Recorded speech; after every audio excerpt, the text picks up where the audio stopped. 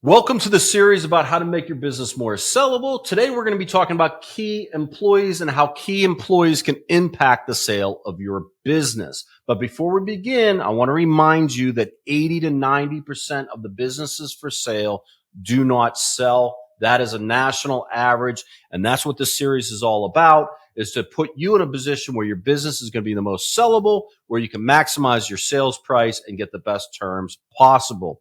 I sell over 90% or around 90% of the businesses that I take to the market. My name is Jim Parker. I've been selling businesses for nearly 25 years now, and I typically sell businesses that have gross sales between $1 million and $10 million.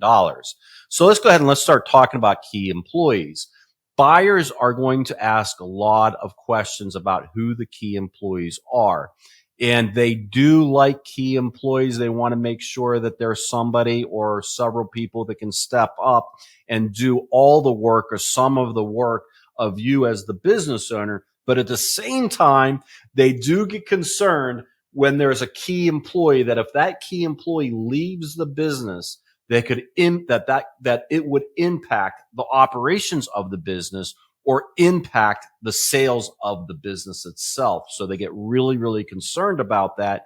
And at the end of the day, not only should they be concerned about that, but you as a business owner should be concerned about that. If you are in a situation where you have a key employee or two that if they left could really damage your business, you want to get away from that as well. So when a buyer is asking about key employees, they are looking to see what the risk factor is, because anytime they're looking at buying a business or acquiring a business, they are looking at risk factors. And if a business has a high risk factor, high enough, they may not even go forward with the acquisition of the business. But if they do feel like they still want to acquire the business, but there is a high risk, they're probably going to offer you less money. They're going to probably use that as a negotiating tool when they're putting an offer in.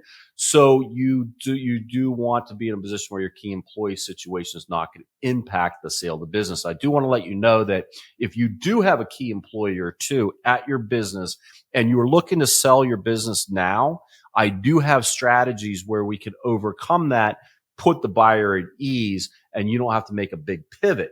But at the end of the day, it's always better to be in a position up front where your business is not relied on those key employees. So let's now just kind of talk real quickly about some of the things that you can do as a business owner so you're not in that position where you're relying on a key employee and you're making your business more appealing to the buyer. One of the first things you can do is cross-training. And basically setting your business up in a manner where you're cross-training several employees to be able to handle the most important tasks in the business. And those most important tasks in the business are not relied on just one person, but several people can do it. And some of the best businesses out there are the ones where they have cross training among their employees for all those major tasks. And that's the best way to do it. Another good thing to do is to document the systems and processes and the job duties and roles of your key employees or all your employees so that it's documented and it's written down. So it's easier for somebody to step into that role and be able to read something or look something over or to watch a video, whatever it is, so they understand truly what was supposed to be happening in that position.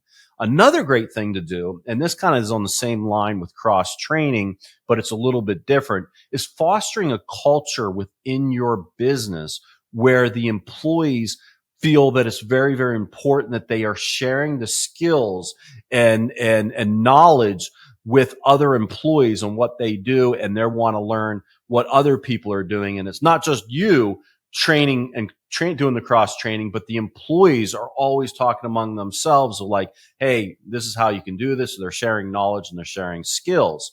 Another thing you can do to ensure that the key employees will stay at the business is creating incentive programs so that their interests and the business interests are aligned with each other.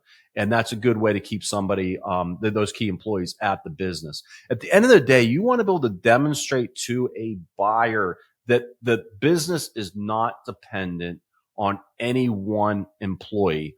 That is going to be the worst position you can be in when you're trying to sell a business. and you just want to be in a position where that's not going to happen. And again, that not only affects a potential buyer, but you should be thinking of that as yourself as a business owner.